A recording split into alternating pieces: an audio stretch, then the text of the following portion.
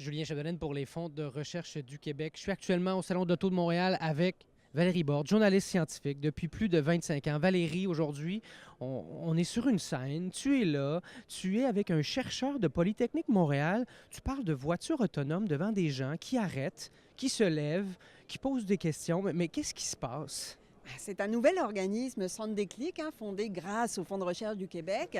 L'idée, c'est exactement ça, c'est de créer des occasions de rencontre entre les scientifiques et la population dans des endroits inusités où les chercheurs vont pas souvent, où les gens qui viennent sont pas nécessairement très habitués à suivre des conférences scientifiques, n'ont pas nécessairement d'intérêt pour ça, et où on va les chercher avec un sujet qui les intéresse. Donc, d'où aujourd'hui au Salon de l'Auto des chercheurs qui travaillent en lien avec des problématiques qui sont reliées à l'auto.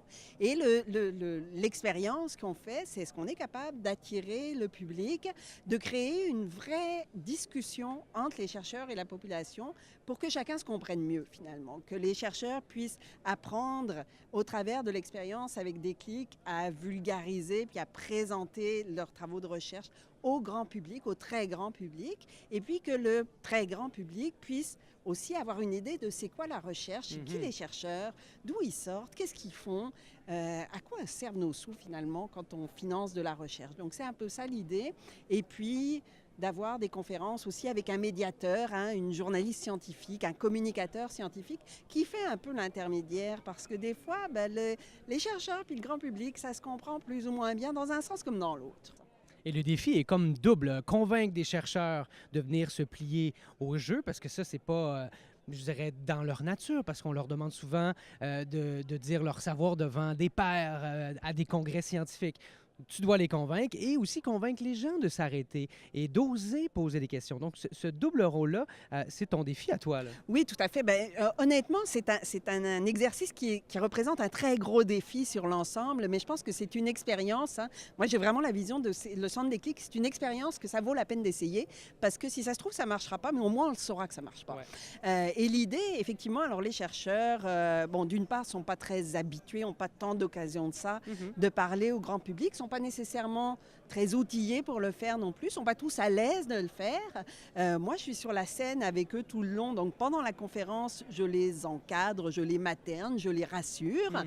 Avant la conférence, l'idée aussi, c'est que les chercheurs ont beaucoup de choses à faire. Moi, je les aide. C'est moi qui prépare la conférence. Je fais une entrevue type journalistique avec eux. Ouais. Et vraiment, je prépare la conférence à leur place avec un point de vue journalistique. Et évidemment, on valide l'information ensemble. Mais ça, ce que ça permet, c'est que les chercheurs, ça permet de les forcer à sortir de leur posture, de leur apprendre aussi comment on fait ça, de leur apprendre un peu par l'exemple, parce que dans la mission du Centre Déclic, il y a aussi l'idée d'outiller les chercheurs pour être capables de fonctionner avec tout ça. Ouais. Je leur laisse tout le matériel après, accessoirement, s'ils veulent le réutiliser pour leur propre conférence, ça va me faire plaisir. Puis je leur apprends comme ça à vulgariser en direct devant un public.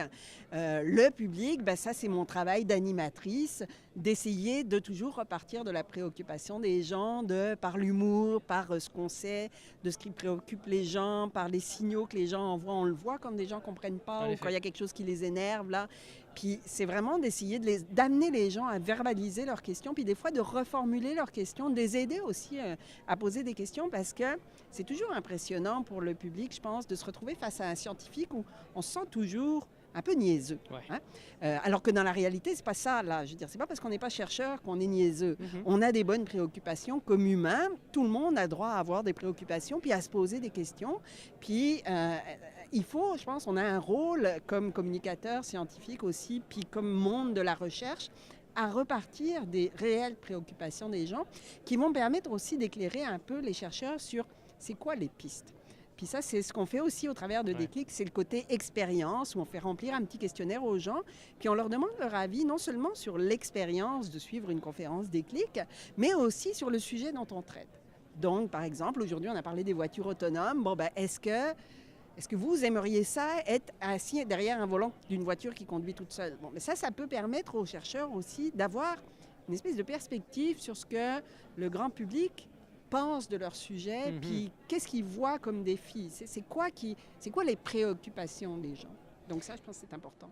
Et en terminant, aujourd'hui, c'est le salon de l'auto, mais je sais que tu vas être passablement occupé dans les mois qui viennent. Si on peut avoir un aperçu un peu de qu'est-ce que le Centre Déclic nous réserve là.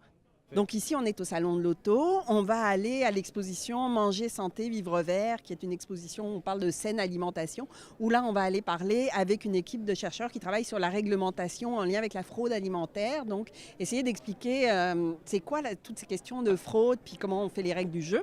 On va amener un chercheur au Festival du Bûcheux à Saint-Pamphile. Hein. Aucun événement ne nous stresse. Au contraire, on va aller parler de qu'est-ce qui va se passer avec les changements climatiques, la forêt. Est-ce que les travailleurs forestiers sont à la veille de perdre leur job finalement avec les changements climatiques? Où on va là emmener un chercheur qui lui travaille sur la résilience des forêts. Peut-on vacciner les forêts face aux changements climatiques? Donc on va... Et là, on s'adapte. Hein. On va être dans un festival sous une tente, en pleine nature. C'est un festival où les gens vont pour camper, puis dans une région forestière, dans Bellechasse. Donc, aucun environnement. Je pense qu'il faut vraiment faire l'effort là d'aller chercher des endroits qui ne sont pas naturels pour nous, mais qui sont des endroits qui attirent beaucoup de monde. Hein. Aux visiteurs, au Salon de l'Auto, il y a 200 000 visiteurs, c'est énorme. Ouais. Au Festival du Bûcheux, dont je parle, ça fait rire tout le monde, mais il y a 35 000 personnes qui vont là. C'est 35 000 personnes qu'on est susceptible de pouvoir intéresser à la science. Là, c'est intéressant comme public. En effet. Donc, c'est un peu ça l'idée. Bien, vous comprenez pourquoi le scientifique en chef du Québec, Rémi Quirion, a succombé à cette idée géniale, en fait, de Valérie Borde, qui est journaliste scientifique. Merci beaucoup de m'avoir accordé ce temps-là aujourd'hui. Bonne chance, parce qu'il vous en reste une cet après-midi. Demain et la semaine prochaine, ça se passe au Salon de l'Auto de Montréal, mais ça se passe aussi sur Facebook. Suivez le Centre Déclic, leur page Facebook Centre Déclic, sur leur site Internet également pour la suite des choses. Valérie, bonne fin de journée et merci beaucoup. Merci beaucoup, Julien. Au revoir.